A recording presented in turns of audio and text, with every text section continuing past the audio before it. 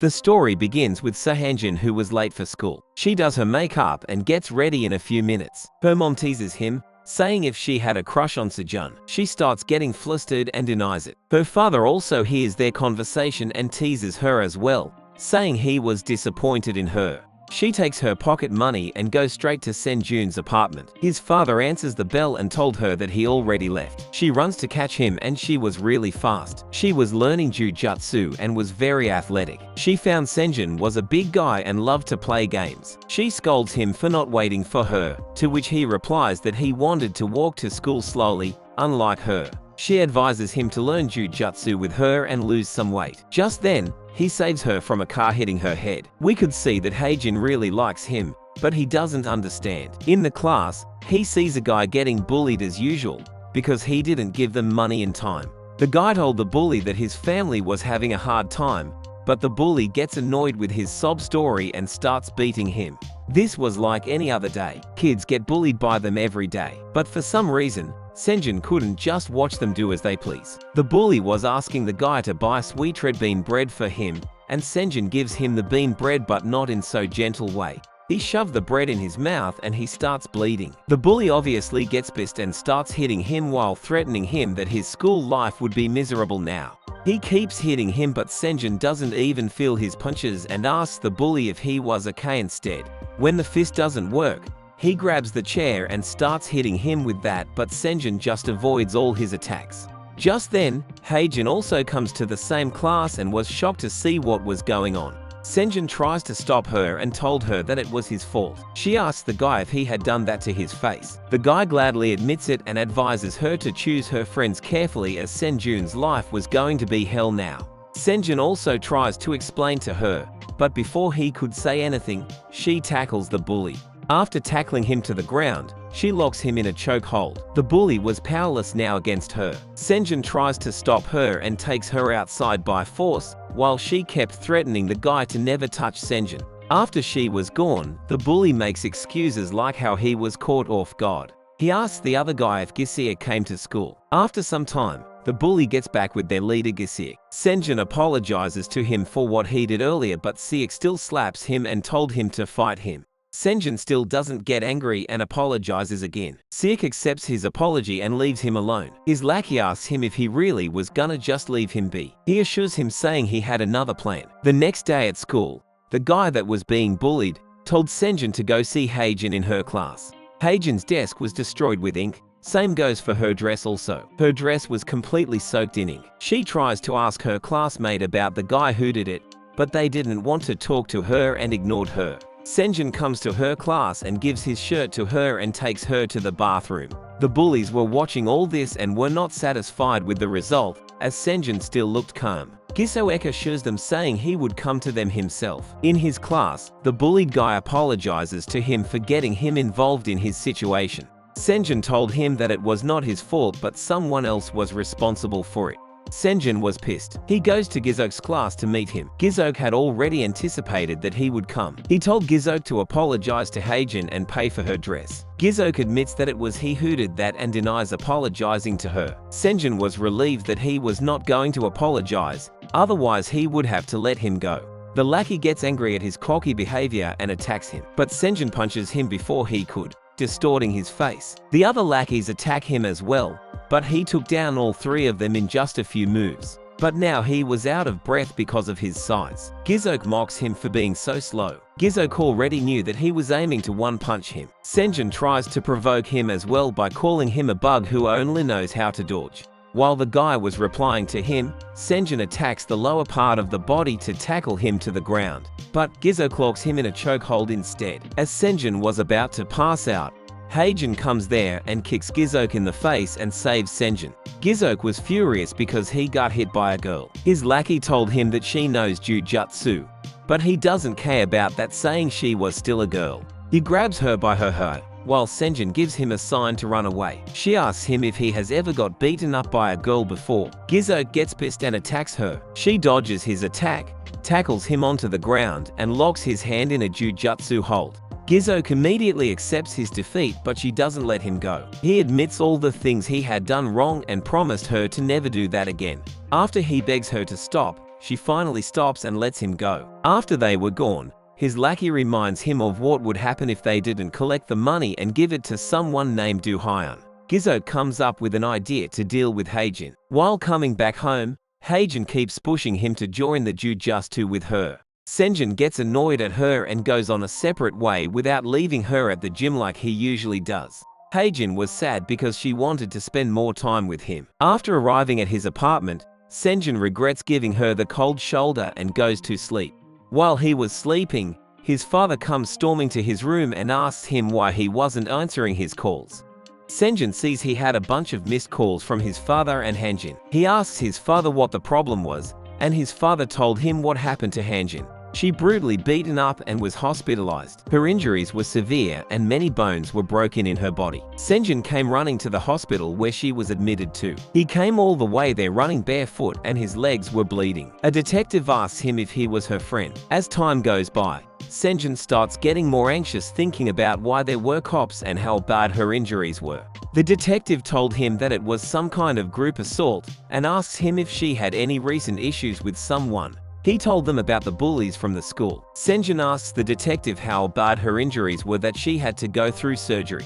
The detective told him that she was found in an alley after being assaulted and falling unconscious. Her face was presumed to be assaulted by fists, especially the right side of her face. It got hurt pretty bad, and the most serious part was the left knee. Judging by injuries, they deduced that her knees got twisted using a martial art technique. The doctor told her parents that she was out of danger for now, but in her case, the mental after effects are more serious than the physical. Senjin was also listening to this in the corner. They go inside to see her and Hanjin couldn't stop crying no matter how hard he resisted. A few days later, Senjin was lashing out at the detective because he was telling him that the bullies were not the culprit.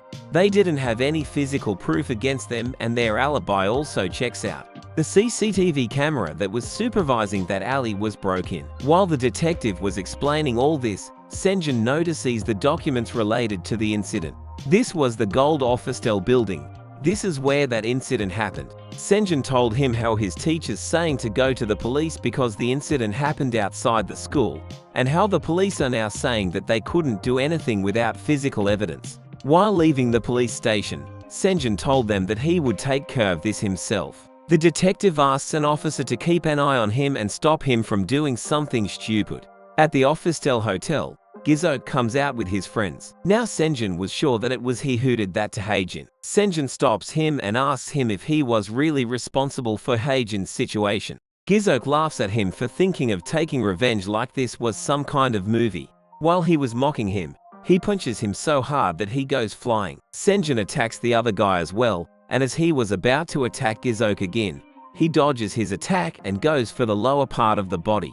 Jessiak succeeds in tackling him on the ground, locks his hand with his leg, and starts punching him continuously. Senjin was unable to move. After that, he goes for Senjun's arm and says that he was going to make him like his girlfriend. Just as he was about to break his arm, a guy stops him. The guy was shirtless and jacked as hell. Seeing that guy, Gizok immediately knows that he was dangerous and lets go of him. But seeing his friend watching him, he starts to argue with him. Just then the guy shows his skill and calls the cops. Gizok leaves after threatening Senjin to kill him the next time he comes to this school. After he was gone, Senjin thanks him for saving him. The guy sits with him and told him that he was Hanjin's friend. They go to the same gym to learn jujutsu. He asks him about Hanjin's condition and if she has woken up by now. He told Senjin that it wasn't Gizok that did that to Hanjin but someone else. Senjin eagerly asks him if he had any proof, but unfortunately, he didn't. He handed him over a flyer of their gym, saying if he were to attack him now, he would definitely lose, no matter how hard he tries. He would have to be stronger if he wanted to get revenge. He leaves after that. The next day, Senjin goes to the gym. He was still not sure if he should join the gym when two more students also come there and take him inside. The guy, Jason, was also there sleeping on the gym mat, who told them that he was the guy that Haejin used to talk about all the time. He was like a celebrity at this point. The instructor also reduces the fee for him, but Senjin was still hesitant. The other student suggests that they should teach him for free. He suggests that Senjin was tall and had a nice figure. If he could properly lose weight, he could be the perfect model for their marketing. They all found this to be a great idea and make all the decisions for him themselves. Senjin thinks that it was a bad idea to get entangled with them and tries to leave when Jason catches him. Senjin says to himself that he was dead now. It has been 3 months now since he joined the gym. The other student compliments Senjin on how much he had improved in these last 3 months, and their diet project time was also over now. Senjin had a lot of weights in just these 3 months. He was like a completely different person now. Not only did he lose weight, but he also got 2 stripes in 3 months. They were not sure if even they could win against him now. Just after the training was over, Jason took Senjin for muscle training. Senjin struggles to pull up 12 times, while it was easy work for Jason. Senjin calls him a monster. Jason asks him about Heijin. 12 days after the incident, Heijin woke up, but when Senjin tried to approach her, he sees the coldness in her eyes, telling him not to come any closer. During the psychiatric counseling, she said that she didn't want to meet anybody else except her family, and a few weeks later they moved to another location to focus on her rehabilitating. Jason asks him if he was really going to take revenge on those guys who did that to her. He advises him not to use martial arts for personal revenge, but he leaves it up to him to decide, and he had made his decision 3 months ago. The next day at school, Gizok orders his lackey to collect the money from the students. In his classroom, a girl told him that a tall and handsome guy was asking for him and told him to come to the rooftop. Gizok thinks it was his boss, Do Hyun. Meanwhile, his lackey was collecting the money from the students by threatening to make their school life living hell if they were to refuse. Just then, Senjin also comes there and told all the innocent students to go. The guy didn't recognize Senjin. One of them tries to mock him and he punches him so hard that he gets knocked out in just one punch. Senjin yells again at the students to go. One other guy tries to stop them but gets a strong kick to his belly instead. One by one, he took care of all of them, except their leader. He slams him against the wall and told him to tell Gizok that he was now warmed up and was ready to fight. At the rooftop, Gizok gets a call from his lackey who tells him about Senjin, and that he was coming to him. Just as he was about to open the door, Senjin slams the door in his face. Jesiak recognizes him and makes fun of him for trying to get revenge, when Senjin suddenly attacks him. Gizok started bleeding but still was standing. He wasn't planning on going down without putting up a fight. Senjin observes his movements and fights him exactly how he was trained. He was predicting how Gizok would react in panic and was moving accordingly. After getting hit by Senjin again, he gets into a guard position called Flower of Jujutsu. Senjin remembers what Jason had taught him about this position. The weakness of this technique was the thighs. Senjin kicks him in his thighs with all his power, making him lower his guard. He easily manages to dominate him, because he used to train with Jason, and he was nowhere near Jason's level. Gizok provokes Senjin, saying Heijin was also acting tough like him, but in the end, she was begging for her life. Gizok blames him for not going with her to the gym and not answering her calls that day. Senjin was distracted now by his thoughts. Taking advantage of that, Gizok frees himself from his grasp and attacks him directly to the face, which he blocks. He was punching him continuously but Senjin kicks him in the face and takes control of the fight again. He asks him who else was involved in Heijin's situation. He gets on top of him and hits him with all his power to his face. He promises to pay them 100 times worse while crying. After getting hit by Senjin for some time, he begs to stop. Senjin asks him again who else was there, and when he doesn't answer him, he threatens to break his arm. Gizok realizes that he wasn't messing around and was really going to break it.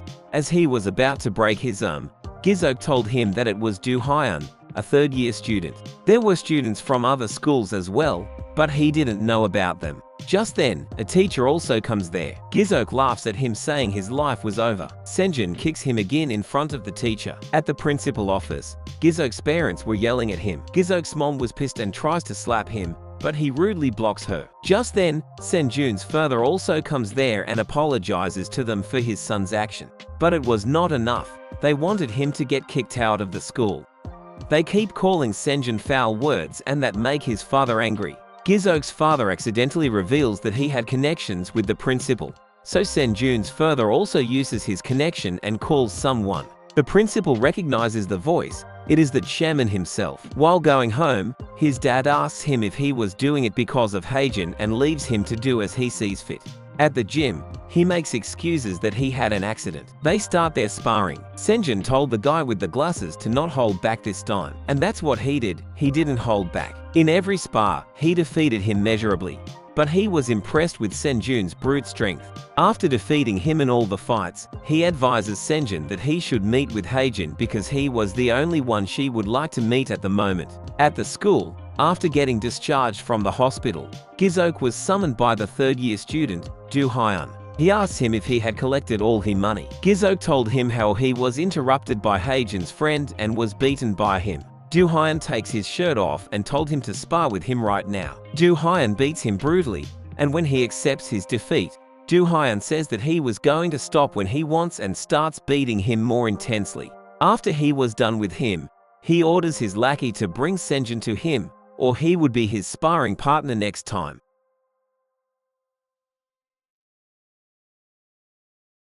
After ordering them to bring Lee Sejun, Do Hyun threatens them that if they cannot do it, he will beat them up. In front of the hospital, Sejun's waiting. Hajin arrives with her mom. Her mom notices him. Sejun greets her. Her mom is surprised that Sejun looks different as he lost weight. She asks if he has eaten anything, then Hajin says if they are going to a cafe then to follow her. Sejun asks Hajin how she is doing. She says nonchalantly that she is doing okay. Then she asks why he is here all of a sudden, that he even called beforehand. Sejun apologizes that it has been quite a while since he last called. He says that he has lots of things to do and that he is learning jujutsu at the same gym Hajin used to go to. Sejun says that the guys from the gym miss her a lot. Then Sejun asks Hajin if she is attending any school. Hajin says that it is just a waste of her grade, so she will take GED instead. Sejun teases her about her grades and she gets furious, saying her grades are better than his, addressing him as a pig. Sejun laughs and says that she can't call him pig anymore as he lost a lot of weight. To this, Hajin blushes. Sejun is relieved seeing Hajin is doing better than he thought. According to the detective, Hajin said she didn't remember what happened that day due to mental shock and short-term memory loss. They said that her memory will be back later. Sejun wonders if her memories of that day are back a little and if it is okay if he asks about what happened that day. He is about to ask, but he gets startled by a loud noise. He notices Hajin is trembling and crying from the trauma, reawakened by the noise. He rushes towards her saying it is okay, that it was just a door. He reaches her shoulder to comfort her, but she screams not to touch her and urges him to call her mom. Sejun realizes then that it was just his wish for her to be okay. He feels determined on what he needs to do now. At the classroom, the loser bully, seeing Sejun's not present at the time, picks on a random boy, and then Sejun appears behind him and asks if he knows Sun Dayan from 3rd grade. The bully says that he knows him, then Sejun orders him to bring that guy to him. Do Hyun is studying in his classroom, and his buddy comes and invites him to come with them to a hangout with girls. To this he says that he has to go to work out after school. CSAT is around the corner, so he is preparing for it too. The buddy says he does not have a good grade, so what is the point in trying? Do Hyun says that it is better than not trying at all. At that moment, the bully from Sejun's class comes and tells to Do Hyun that he has brought Sejun. Sejun comes straight to Do Hyun and asks if he is Do Hyun. That buddy shouts at him for being rude. Then Do Hyun tells him to not mind it and stop it. Do Hyun asks him that he is the kid who beat up Gizyuk, so why he is here to see him. Sejun demands to tell him everything that happened that day with Hajin. Do Hyun asks who Hajin is and tells him to explain the way he would understand. Sejun forbids him to play dumb and that he already has a recording of Gizyuk mentioning his name. He asks him what the meeting is about. Do Hyun gets annoyed and says if he is going to tell the police and if it is even considered valid evidence to them. Sejun says that if he mentions his name, he will be in an awkward situation and he does not want to get involved with the police either. As to why, he says he wants to find each of them and mess them up with his own hands. Do Hyun laughs at Sejun's words and says that he likes him now. He agrees to cooperate with Sejun. He will tell everything he knows, but not for free. Do Hyun says that Sejun has been making a fuss with the second years these days, so the atmosphere has been really bad so about what Gizyuk was doing before he beat him up. Sejun needs to finish it for him. He does not care how he does it, but he needs to collect the money for him. If he does, then he will answer the questions he has. When Sejun says that he is not the type of thug, to this Do-hyun gives him an option to fight him if only he is confident that he can. Then Do-hyun suddenly lands a speedy punch on his cheek and stops right before hitting his face. He offers to spar with him. If he wins, he will tell everything he knows. Sejun glares at the fist touching his cheek. Do-hyun says that based on the look in his eyes, he seems to choose the latter. But Do-hyun takes a step back saying what should they do as they cannot spar right now. Their class is starting. The teacher comes and asks what is going on. Do-hyun responds that a junior came here to play a bit. Then Do-hyun says to Sejun, putting his arm around his shoulder, that as they do not have the time now, he needs to give him his answer by tomorrow. Sejun shakes of his arm saying fuck off. Do-hyun says that Sejun needs to fuck off. It is his class. After school, Do-hyun's classmates again ask him about the hangout with girls, but he keeps on refusing as he needs to work out. Then he gets a message from his mom saying that the creditors are at his home, so not to come home and sleep at his friend's place. Sejun on his way after school, thinking about the punch earlier. He noticed right before it was about to hit his face. Moves at that speed where he cannot even see the punch. He wonders if it is boxing. He thought he had good eyes, but it was faster than he thought. If it is like that, then he would get knocked out before he can even show his jujutsu skills. He wonders if Jason will tell him if he asks him. Right then he gets a call from Jason, says that he is almost there and will see him in a bit. Then he encounters two bullies on his way. Do-hyun comes abruptly from behind. He says that they have something to do. Sejun gets startled. Do-hyun says that he is in a kind of situation, so he needs to hear his answer from earlier now. If he wants to fight, then to fight today instead of tomorrow and finish collecting money tomorrow. Sejun wonders how he can say all that so calmly. Sejun has already decided on his answer, so he does not care when they fight. Then he says if it is going to be 3 against 1. Do-hyun tells him not to worry about that and to wait. He tells him to do what he normally does. Then he pulls out his boxing gloves. Sejun is surprised. Do-hyun says this is just in case he does not kill him when he hits him. Sejun thinks about Do-hyun, that what kind of guy he is. They start sparring. Do-hyun comes at him in full speed before Sejun could even react. Do-hyun punches him. Sejun cannot believe that he is this fast. Then he punches to the side of his stomach, then goes for his face, but Sejun somehow manages to block it. Then he goes for endless fast blows, and now about to finish with one blow. At that moment Sejun goes for a strike on his face but fails. Do-hyun punches him from below in his chin. Sejun leans on Do-hyun, making him think that he fainted. Then Sejun saying he is so fast, he grabs onto Do-hyun. Do-hyun asks him if he is a grappler. Sejun plans to bring him to the ground to win, but Do-hyun hits him with his hard shoulder on his side chin again. He got hit in his chin so much that he feels dizzy. Do-hyun says that there are many people like him these days, saying wrestling and jiu-jitsu are the best martial arts to use in real life. He asks him if he knows why while punching him. He says it is because they have never been in a bad situation before.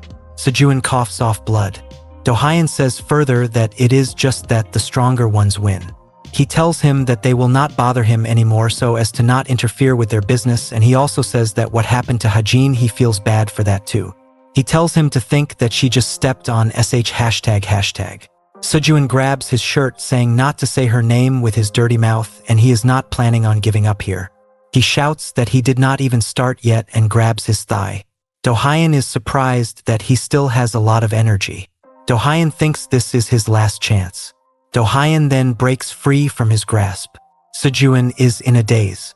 Do-hyun says if he keeps going like this, it is not going to work.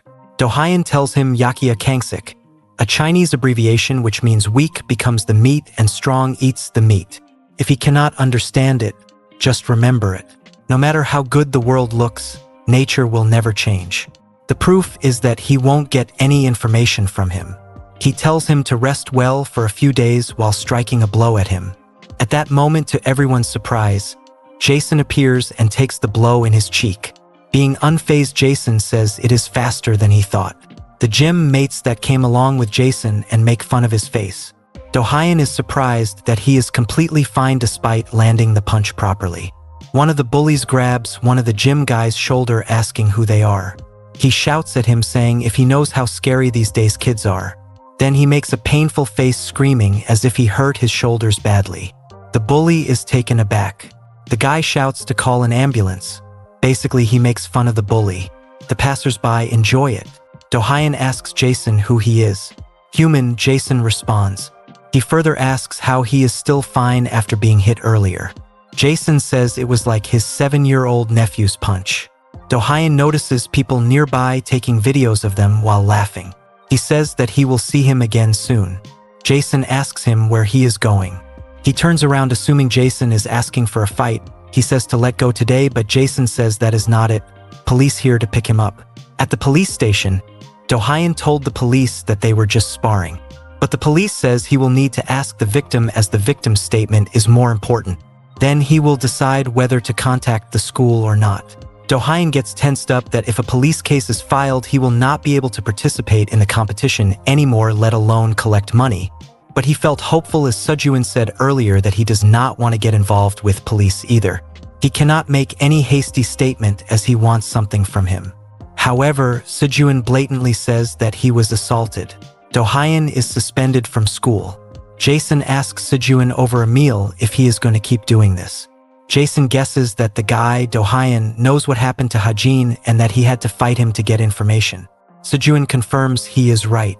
Jason asks why and if he is going to fight anyone he finds related to this case. Jason says Do-hyun must have worked out for about a month or two. No matter how good Sejun is, that guy is already like a professional. He asks if he is going to fight someone like that as Sejun only learned jujutsu for 2-3 months. Jason hopes Sejun would stop before getting hurt. Besides, the detective is still investigating Hajin's case. If Sejun just waits, there will be news. Sejun stops Jason in his mid-sentence saying no. Sejun says apart from investigating, Hajin is still suffering and that he is going to protect her using his own methods. Those people who assaulted Hajin are walking around fine and smiling. Sejun is going to find each and every one of them and beat them the same way they did to her. Jason then says that, before all that, Sejun will not be able to practice today as he ate ramen. He tells him to run 20 km. Do-hyun, in his phone checking a message that his participation fee hasn't been paid yet within the period, the police has also confirmed the case, making it impossible for him to participate in this competition. A guy with tattoos and scar slaps away his phone off of his hand while he was checking the message. He calls him rude for checking his phone while he was speaking to him. The guy is pissed that Do-hyun is glaring at him and acting up. He orders him to put his eyes down, but Do-hyun does not budge. Then he suddenly laughs, saying Do-hyun is definitely one of them, patting his head. The tattoo guy then politely tells him to just do what he says. He can follow them around while learning how to work and pay them back. He adds that he will make it easy and won't raise the interest anymore. Leaving behind a wife and kid, thanks to Do-hyun's father, his life is worth nothing. He tells him to put a good use of his worthless life using his strength. It is the same as ripping off students at his school, but their work is legal. He says that Do-hyun does not have money this time and his mother also got fired, so what is he gonna do? He offers him to work for him, or should he introduce a good job to his beautiful mother? Then Do-hyun responds that next month he will pay him back, including this month's amount as well. The tattoo guy asks what if he cannot pay him back 2 months worth of money. Do-hyun says he will do anything he tells him to do. The tattoo guy agrees to this. Do-hyun needs to collect more money to participate in the next month's competition, so he orders his lackeys to collect more money from students, and when he goes back to school he will take care of Sejun, but before that he decides to take care of Jason first. In the gym, the two gym mates are surprised to see Jason dressed up in suits for the first time. They are guessing he must be going on a date. Unfazed by their excitement, Jason says it is just a former coworker and he will be a little late. He tells them to warm up and the instructors are almost at the gym. Jason on his way to meet the person, on a phone call with the person, and suddenly a kid comes to him asking for help. He says his friend is getting beaten up in the alley. Jason tells him to take him there. But Jason meets Do-hyun in the alley. He is pissed at him that he reported him to the police and now he is in a bad situation. He adds that it will get dirty this time. Then the kid that asked for his help goes to hit him with a baseball bat, but to everyone's surprise, a pretty woman shows up and stops the bat from hitting him. The kid shouts at the woman to mind her own business, calling her a jumma, which means old woman. pisses her off, so she says she will give him a chance to call her Nuna, which means older sister. But the kid does not listen and gets hit in his throat. She asks if school teaches them what happens if they get hit in the head by a baseball bat. In a foul mouth, the kid says she is a teacher or what. Then she demonstrates how they used to get beaten up back in her days by hitting hard in his butt. It made a loud noise. She gets excited and hits him again on the back of his knees. Then she introduces herself as someone who used to get bullied when she was young by people like them. There are 3 more bullies besides the kid. The woman told all 3 of them to come to her at once, as one by one is not fun for her. Jason stops her, saying she will unalive someone with the bat and will get in serious trouble if she beats someone up real bad. She asks him if he met Jesus or something for his change of character, then she tells him, grinning, that there is no CCTV. Suddenly, one of the bullies kicks Jason. The bullies calls them a foo ## old couple. A bunch of idiots. Then the woman suddenly hit him in his nose with her bat, calling him brave. He goes flying. Then the other bully tries to intimidate her with his bat, shouting that he has a bat too, but she hits him in his hand, then the back of his knees. He falls down. She then looks at Do-hyun, saying only one left now. Do-hyun is scared that he had never seen such moves before. He worries if he does not do his best, he will die. The woman comes in front of him in a flash. He is startled and throws a punch in reflex. She is standing behind him. She talks to herself, where should a boxer get hit to be the most fatal? Rather than psychological, damaging the body is more effective. He throws countless punches at her, but she dodges all of those. He lures her to a corner as he planned. He is about to throw his final blow at her, but in the split second she sticks the bat in the wall vertically. She gets down and he breaks the bat into shreds. She pulls down his arm from below, then locks his head in the ground using her legs, saying as his fists are strong, she will choose the elbow instead to break. Do-hyun shouts not to break the joints. The woman asks why. She tells him that guys like him are like monsters, like zombies in the movies that look like humans. It means she can kill them without feeling guilty and can release lots of stress too at the same time. Do-hyun urges her to hear him out first, that he had no choice but to do this. She says she has no interest in his story at all and to keep on barking. Do-hyun shouts that he has to keep boxing. Then Jason knocks him out. Shin Soo-hyun, the woman, is disappointed with Jason that he knocked him out when it was getting fun for her. Jason tells her to not joke around like that as they are still young. She whines that it is fun, monsters don't have age anyway, and that Jason knows better. Jason and Soo-hyun get out of the alley. Jason asks her if she got the data he asked for, the investigation data of Hajin. Collecting such data is a piece of cake for her. She says the investigation data was clean, but she did not stop there. She says there are 2 investigation data. One file of the investigation by the detective in charge of the case, and another file that has been completed as if it had been planned, even though it is the same case. Shin Soo-hyun is sure that someone high up is trying to cover it up. She is saying that there is something bad about it. This chapter starts with a man beating up someone and recording the fight. The man says this is the main event, but there are not many participants for the competition this time. He asks his cameraman about the reactions of the fights. The cameraman says it is not bad. He does not see it often in the new Facebook these days. He thinks it's because the popular one, Sun Do-hyun from Dosong High, could not make it. He asks if they should plan a new event and that they had a really good response with the girl last time, that they got a lot of points. The man asks what girl he is talking about. He does not remember. The cameraman says that a few months ago there was a girl who was good at jujutsu, the second year from Dosong High, and that he broke her knees. He says that he will remember if he sees her face. How would he remember everyone like that? He broke 1 or 2 people's knees anyway. In a local shop, Soo-hyun and Jason drinking soju.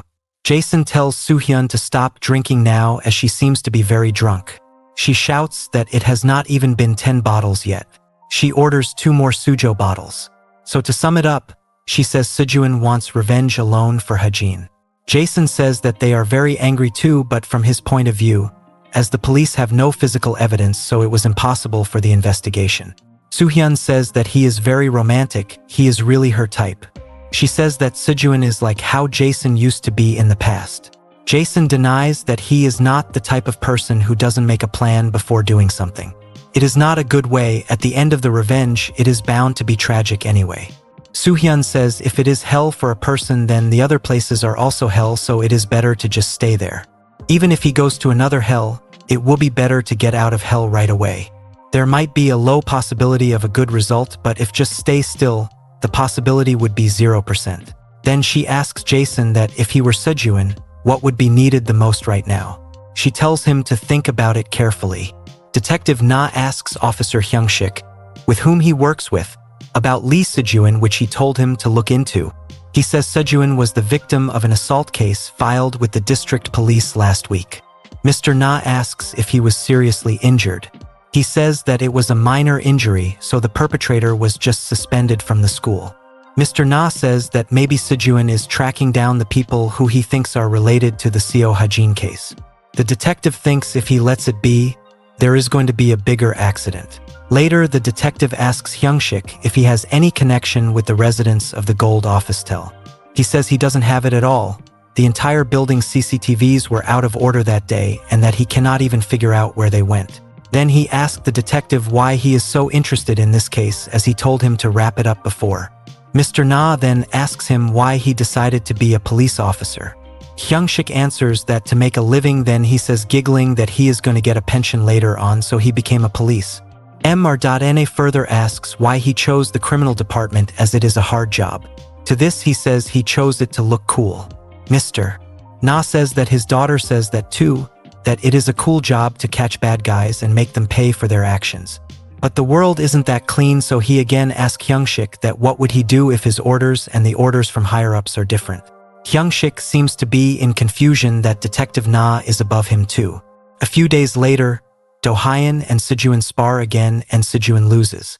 Do-hyun tells him to not get up and that giving up will be more comfortable for him.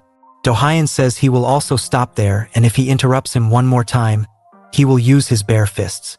Sejun is frustrated that he cannot lend a single hit on him.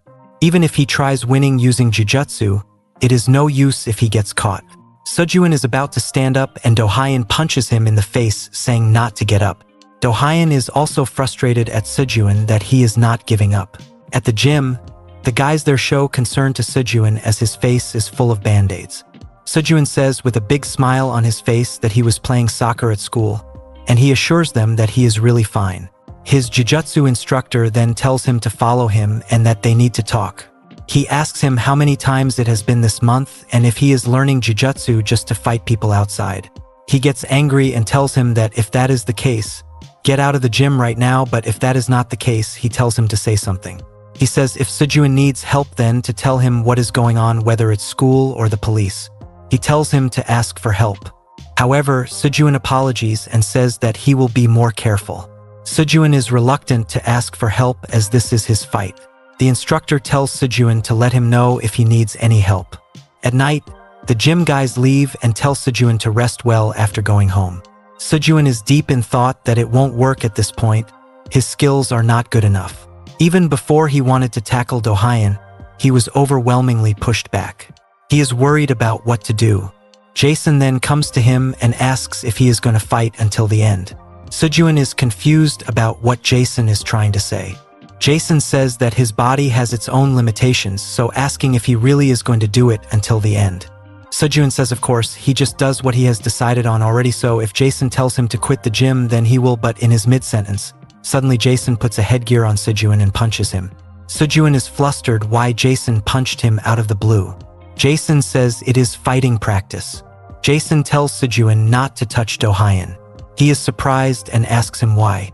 Jason says that even if Sejun swings his fists 100 times, he is only going to waste his energy. Sejun asks him how he should fight him then. He says while punching a few light blows at him that he needs to go low. He argues while being flustered about the sudden blows that if that was possible he would have done that already, and that Do-hyun knows he is going to tackle him, so he defends everything. Then Jason says that that's the point. Sejun and Do-hyun know each other's specialty. He asks him why he is always overwhelmed. Sejun answers that that's because hitting is more important.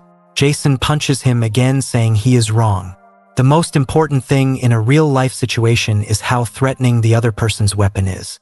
He says that Do-hyun's fists have speed and power. He has monster-like stamina to hold out for a long time. It is very threatening. On the other hand, Jason asks about Sejun's weapon. He says he cannot do this and that because he tires himself out trying to tackle him a few times. He uses up too much energy on an unexpected blow. Jason asks him, punching him the side of the stomach, then what he should do. Sejun says politely that he doesn't know, so tell him quickly. Jason then grabs his thighs. Sejun is taken aback as Jason was just using fists but suddenly going for a tackle now. Jason tells him to just feel it. He says that fighting is all about physical strength. It's the same for those who try to tackle. It's a huge minus in terms of physical strength for those who try to defend too. And stamina while standing and grappling are different, and that's what Jason is aiming for. He grabs another thigh and throws him in the ground. From now on, just like Do-hyun defending Sejun's tackle and attacking with only blows, Jason suggests him to defend against Do-hyun's hits and attack with his tackles. He tells him to focus on only one thing. Though it won't guarantee that he will win, but succeeding in just one takedown, the fight will turn upside down. So every night after the instructor leaves, he tells him to practice his tackle and getting hit. Sejun asks how many times a day he should practice. Jason says until he can't do it anymore. Sejun asks him if he knows boxing. To this he says that he could kill him with it.